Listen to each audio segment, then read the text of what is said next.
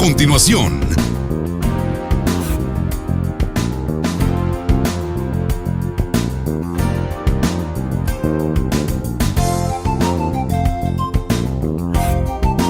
TVM, la televisión de los migueleños. El Salvador está en alerta máxima por el incremento de la transmisión del virus. Todos tenemos que estar en casa. Es la única forma de detener el virus. El siguiente programa es clasificación C, para mayores de 15 años. Dirección de Espectáculos Públicos, Radio y Televisión. Ministerio de Gobernación.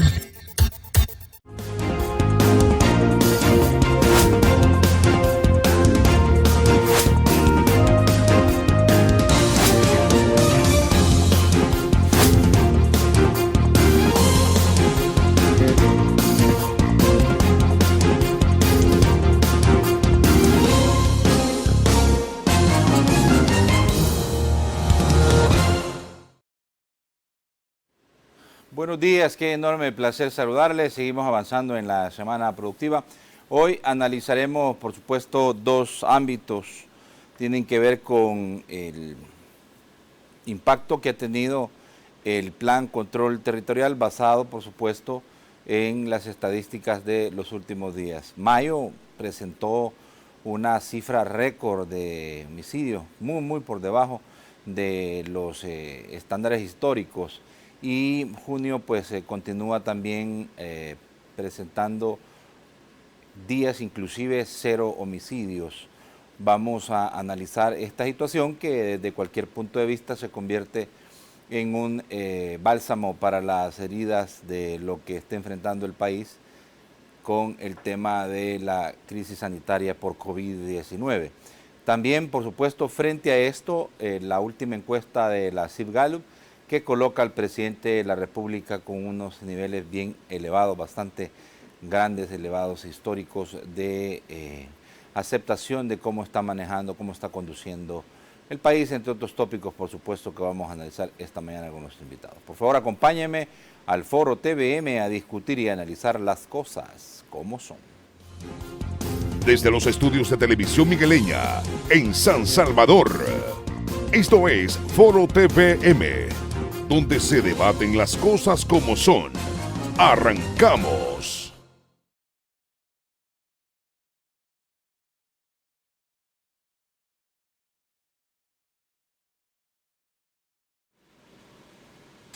Son las 6:36 en este miércoles 24 de junio del año 2020. Le doy la más cordial de las bienvenidas y gracias por estar con nosotros. Quédese.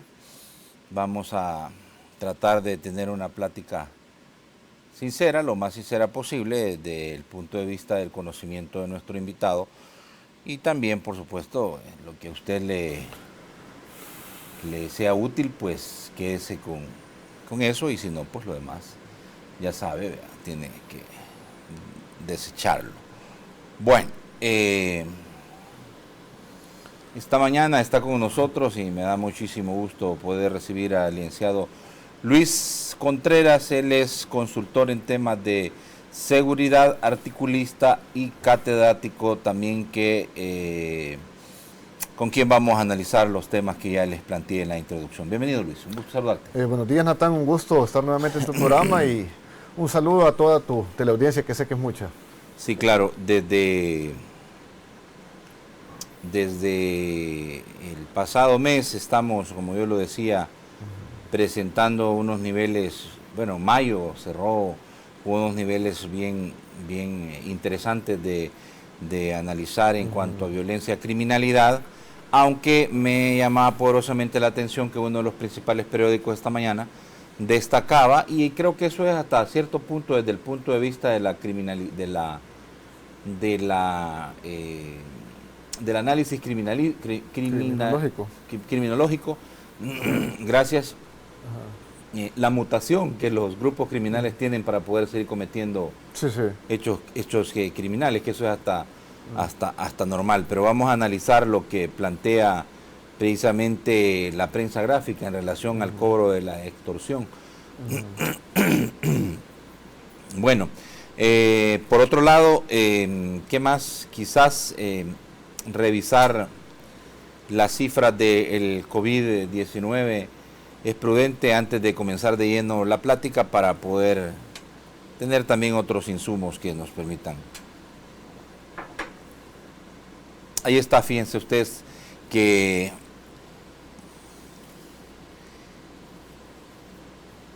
se presentaron 177 casos nuevos, 110 personas se recuperaron de la enfermedad y en las últimas horas se anunció por parte de las autoridades respectivas 6 personas fallecidas por COVID-19.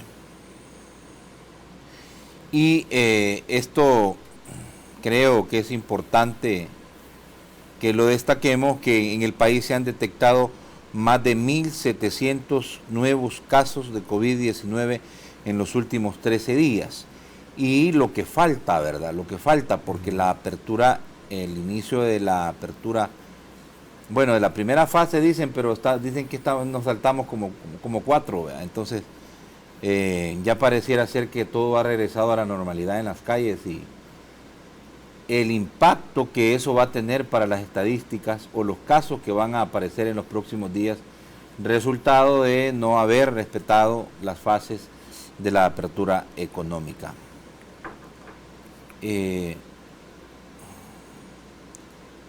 Ahí están, ustedes pueden ver que en estado crítico, según la estadística, por supuesto, gubernamental, hay 141 personas que estarían bien delicadas. En estado grave hay 276, ¿verdad? Y en estado moderado hay 498, 550 estables y asintomáticos hay 612. Decía yo que lo importante de todo esto es que la cuarentena es voluntaria y frente a esto, pues lo que nos queda, aplicar las medidas de seguridad nosotros mismos. En la calle anda un montón de gente que es portadora del virus, ¿verdad? No va a presentar ningún síntoma, son asintomáticos, pero son quienes contagian a el resto o con quienes tienen contacto. Miren, solo para que se hagan una idea, este tenista famoso serbio, ¿verdad? Djokovic, ese señor jodió a medio mundo, ¿verdad? Todos se le acercaban para tomarse una fotografía en su país natal donde tuvo un evento, ¿verdad? Y pues todos los que tuvieron contacto con él tienen COVID-19, así de sencillo, ¿verdad? Pues entonces el muchacho creo yo que no va a presentar ningún síntoma, pero a ver cómo les va a los que tuvieron contacto con él. Sí. Así de sencillo. Entonces, solo para que usted entienda lo democrático que es este virus, ¿verdad? Le da a todo el mundo, no respeta condición económica, ¿verdad? No respeta color de piel, no respeta si es adulto o es joven. Es decir, nos toca cuidarnos. Ayer yo hablaba con un dependiente demostrador de una muy conocida ferretería, cadena de ferreterías, y me decía, mire, don Josué, me decía, viera qué difícil, nosotros tenemos nuestras familias, yo tengo una niña pequeña, pero ¿cómo hago? Tengo que venir a trabajar, me dice. Ya en mi casa ya me están esperando con un gran guacal, me dijo, con agua con rinzo, con jabón, y ahí meten la ropa, toda mi ropa, no me dejan entrarme, y ya me tienen una manguera y me tengo que bañarme, dice, para poder yo después ya ingresar a la casa. Y esas son las medidas que está adoptando la gente. ¿Y qué implica? Gasto. Sí. Gasto, porque usted tiene que estar invirtiendo en todo eso para poder protegerse un poco, ¿verdad? Porque es bien difícil la situación. Sí. Pero bueno, hay que apelar a la conciencia de la gente, que es lo que nos queda. ¿No te parece, Luis? No, indudablemente es una responsabilidad personal. Dice un escritor, uno de mis favoritos, C.S. Lewis, que al ser humano no se le educa con leyes. Y yo creo que es aplicable a todos los ámbitos de la vida, en el aspecto que aquí, aunque existiera una ley muy coercitiva, llamémosle de esa forma, depende de cada uno de nosotros, pues a qué grado de responsabilidad vamos a prevenir para nosotros y nuestras familias, pues el contagio comunitario del COVID-19. Puede haber la ley más estricta, pero si nosotros somos irresponsables, como tú lo dices, se va a seguir dando. Y de repente que oís tú que decís, no, hombre, si las leyes se han hecho para violarlas, dice la gente. Sí. Entonces yo creo que tú tienes razón en el sentido de que no importa qué tan fuerte o tan rigurosas. Bueno, Guatemala ha tenido cuántos toques de queda. No, y países más herméticos en sus leyes. Por ejemplo, China ha tenido un segundo brote en Pekín prácticamente y están viendo cómo focalizan ese rebrote en Pekín, la segunda ola de contagio, para que no se vuelva a expandir como pasó con Wuhan. Sí. Es decir, países que realmente culturalmente son más responsables, y eso agrégale también de que el gobierno chino es bastante riguroso. Es decir, se siguen dando estos rebrotes, pues yo creo que hay que tomar mucha conciencia con respecto a esto. Sí, mira, es prudente quizás en esta primera etapa que analicemos esta situación, y yo creo que tú estás autorizado para hacerlo, que tiene que ver con el pedido que hacía el presidente que se le devolvieran algunas facultades para poder aplicar algunas restricciones durante las fases de la apertura económica. Sí. Y le respondió ayer la Sala de lo Constitucional, y en donde le decían que no le pueden devolver algo que nunca le han quitado porque nunca ha tenido esas facultades. Sí. Y le decían además en el último párrafo que la Sala no le ha quitado facultades al Ejecutivo, simple y sencillamente ha declarado inconstitucional todas las leyes que se han aplicado y que violan derechos constitucionales de los ciudadanos. Eso en conclusión lo que le responde la Sala. El presidente, pues muy molesto, ¿verdad?, reaccionaba rechazando esa situación. ¿Qué te parece a ti este impasse jurídico? Sí, sabemos que la parte jurídica ha hecho mella en cuanto a entrampar en cierta medida las medidas de contención para evitar el contagio comunitario y su aceleración como tal. Sabemos que vivimos en un Estado democrático, lo cual hay independencia de poderes, la Asamblea Legislativa, el órgano judicial, el Ejecutivo. Aquí lo que se debe de buscar realmente es un diálogo político. O sea, ya trascender no solamente a lo jurídico, pues porque yo creo que deberíamos de adaptarnos un poco a la realidad que estamos viviendo, y eso lo dicen inclusive varios juristas, obviamente los que están en contra y a favor. Es decir, aquí se ha vuelto también un debate jurídico en diferentes ámbitos, ya sea en medios como escritos, televisivos. Sin embargo, hay que tomar medidas extremas para casos extremos, pues, y yo creo que podría trascender a una cuestión política de un entendimiento real. Aquí no se trata de sacar un rédito político como tal. Lastimosamente en nuestro país siempre ha sido una tradición que sea un partido u otro van a sacar réditos o van a salir afectados de una catástrofe como la que estamos viviendo actualmente. En este caso vemos, es necesario hacer esa analogía de la encuesta del presidente Bukele con la Sid Gallup, en la cual sale bien evaluado, también en la LPG Datos, una aceptación realmente histórica, porque en gobiernos pasados no se había tenido tal aceptación, a pesar de tener la pandemia del COVID-19. A eso sumémosle las tormentas que dejaron mortandad en muchas familias, lamentablemente, aparece con una alta aceptación, y no solamente a nivel nacional. En otro programa tuyo mencionábamos cómo inclusive la Casa Consultora de Sudamérica, consultora de Poder y Democracia, creo que se llama, hizo una evaluación de los mandatarios que mejor habían manejado la pandemia del COVID-19. El presidente Bukele encabezaba esa lista en primer lugar. Le seguía Yamatei y en tercer lugar Alberto Fernández de Argentina. Sí, definitivamente. Fíjate que vamos a dedicar un tiempo específico al análisis de la encuesta, porque creo que vale la pena, en medio de todo esto que se ha dado y después de lo que ocurrió el 9 de febrero, ¿verdad? Exacto. Que los opositores políticos y era lógico, pues, planteaban que el desgaste iba a ser el golpe por el desgaste de esas decisiones del presidente, que inclusive tú dijiste que habían sido errores políticos que iban a costar, iban a tener sus consecuencias, y ahora pareciera ser que el presidente se recupera de su imagen y vuelve a mantener altos niveles de aceptación frente a la ciudadanía. Pero antes es importante quizás entender que el pleito político en el que se encuentra el país, de mandando cartas, yo te respondo, tú me respondes, y al final no llegan a nada. Exacto. Siguen en esos discursos estériles. Eso en nada beneficia a nadie, ¿verdad? Es más, hay que decirlo, el mayor afectado es la ciudadanía. Y lo estamos viendo, por supuesto, en la gran cantidad de casos que están apareciendo nuevos de COVID.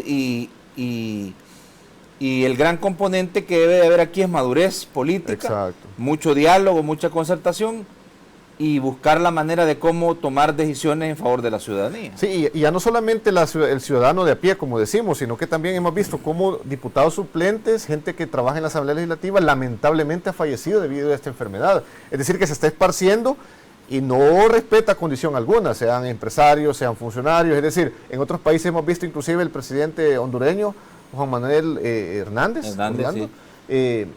tiene COVID-19. Y la esposa también. La esposa, es decir, es preocupante y que realmente muchos políticos aún no entiendan eso. Fue algo bastante condenable y abyecto cuando el presidente Bukele citó a los diputados, primero a los alcaldes, a cierto grupo de alcaldes a nivel nacional, se hicieron presentes, muchos alcaldes del Partido Arena, que es el principal partido de oposición política, el que tiene la mayoría en la Asamblea. Día sábado convoca a diputados también para llegar a entendimientos, no asisten todos, y qué triste que unos diputados le dijeron que ellos lo iban a esperar el día lunes, es decir, pasó sábado, domingo. ¿Qué mensaje están dando la población salvadoreña a ciertos diputados? Que ellos solo pueden trabajar de lunes a viernes cuando se les da la gana. Ese es el mensaje que están dando, y yo creo que la parte esa comunicacional no la están sabiendo dimensionar. Es decir, no se trata de favorecer en este caso al presidente actual, sino que de favorecer y priorizar la salud de la población salvadoreña. Yo creo que desde el momento que se respetó la cuarentena estricta inicial, evidentemente no se llegó a un acuerdo para haber establecido jurídicamente como debió de haber sido en este caso, comenzó esa intermitencia, pues, y yo creo que eso favoreció de forma negativa para que el contagio se fuera dando. Eso ha sucedido en otros países. Yo hablaba contigo en otra entrevista acerca de cómo Nueva Zelanda logró no solo aplanar la curva, como lo llaman ellos, sino que eliminar el contagio, pero lo hicieron, como dice la presidenta de Nueva Zelanda, una cuarentena sumamente estricta, dice, de más de 25 días, en la cual solo podían salir a comprar alimentos. Es decir, pocos países pueden darse ese lujo, evidentemente, y aún así entran en crisis económica. Y segundo, un cierre de fronteras total. Le favorece a Nueva Zelanda el ser isla también, haber cerrado de manera más inmediata, más expedita. Aquí el presidente Bukele en su momento, cuando lo hizo, los cierres primero inició focalizado, vuelos que venían de Francia, de Italia, de España. La oposición política comenzó a criticar, bastantes analistas antigobierno de igual manera. La restricción de movilidad también se estuvo criticando. Es decir, cada medida que el Ejecutivo ha buscado implementar para contener el avance del contagio comunitario ha sido una ola de críticas, a la vez yo le llamo hasta perversa, pues, porque hemos visto como en otros países, incluso España, estaba prohibido así categóricamente que pudieras movilizarte de una provincia a otra. Cuando se levantó el desconfinamiento en España, porque ha sido por fases, Barcelona y Madrid las habían dejado de último. ¿Por qué? Porque son unas ciudades con mayores concentración Exacto, tiene hasta lógica, sentido común. Algo similar podría replicarse en El Salvador. Imagínate si aquí el presidente hubiera dicho, San Salvador será la última ciudad en entrar en una fase de reactivación económica. Te digo que comienza la oposición política, comienzan ciertos sectores empresarios a despotricar contra el gobierno. Estamos tratando de emular lo que están, llamémosle de esta forma, los experimentos que están haciendo otros países para tratar de contener y frenar esta enfermedad. Desde el momento que no hay una cura, no hay una vacuna, es prueba y error. Vemos el caso de China, que lo acabo de mencionar, donde se originó la pandemia a finales del año pasado. En enero, febrero tuvo brotes muy amplios, de gran magnitud, que después se pasaron a Italia, España. Hemos visto como una segunda ola de contagios ha regresado. Es decir, que el hecho de la reactivación económica, reactivar nuevamente la movilidad social, implica de forma obviamente directa que el contagio vaya avanzando. Y si ha sucedido en estos países, sabemos que China es densamente poblado, El Salvador es densamente poblado y somos un territorio pequeño, a diferencia de Guatemala y Honduras, que nos superan lamentablemente en este caso con contagios de COVID-19. Por eso es importante que el diálogo político se haga presente en nuestra clase política. Pues recordemos que las características esenciales del diálogo político es una igualdad de condiciones. Aquí ni el Ejecutivo ni el Legislativo está por encima del otro, ni el órgano judicial, sino que es un entendimiento. Aquí se hubiera llamado a una mesa técnica, llamémosle de esa forma, en la cual inclusive hubiera participado la empresa privada. El presidente ha sido muy estratégico.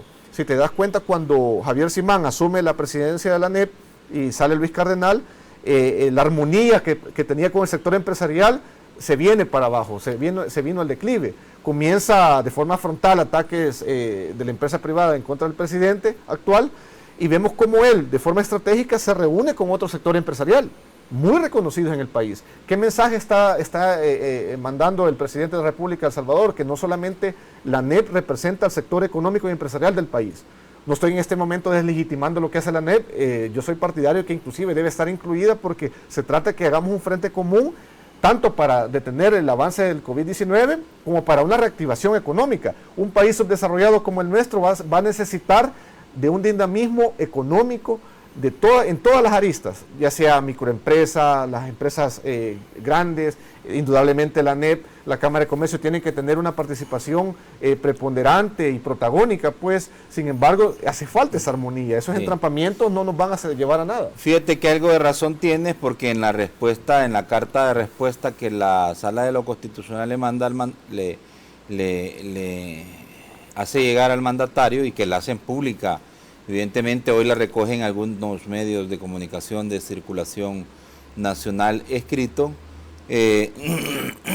sostienen lo siguiente, fíjate: es una premisa básica y fundamental que no se puede soslayar. Los magistrados le explicaron que no le han quitado los recursos legales para controlar el avance del virus del COVID-19 e insistieron en que tanto el Ejecutivo como el Legislativo violaron la Constitución, ya que el Ejecutivo limitó derechos sin tener competencia normativa y para ello el Legislativo limitó derechos sin justificación suficiente. Esta decisión, señala la Sala, es un control constitucional sobre la forma en que debe trabajar, porque es la función de la Sala de lo Constitucional. Su única alternativa, le dice tanto a la Asamblea como al Ejecutivo, conforme a una república democrática, es consensuar una ley aprobada por la Asamblea Legislativa en la que se establezcan dichas limitaciones con respecto a los parámetros constitucionales y convencionales de razonabilidad, proporcionabilidad, temporalidad, estricta necesidad, lo cual siempre estará sujeta al control de la Sala. Eso es lo que le respondió precisamente la Sala de lo Constitucional. Y ahí volvemos al tema de lo que tú estás diciendo, diálogo. Sí, exacto. Diálogo, entendimiento, para poder buscar una solución a la crisis institucional. Sí, porque ahí menciona palabras claves.